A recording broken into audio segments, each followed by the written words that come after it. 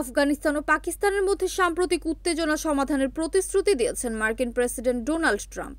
তিনি যুদ্ধ সমাধানে পারদর্শী বলেও দাবি করেছেন। ইসরায়েলে যাওয়ার পথে এয়ারফোর্স ওয়ানে সাংবাদিকদের ট্রাম্প বলেন, এটি হবে আমার ৮ম যুদ্ধ যা আমি সমাধান করেছি। শুনেছি পাকিস্তান এবং আফগানিস্তানের মধ্যে এখন একটি যুদ্ধ চলছে।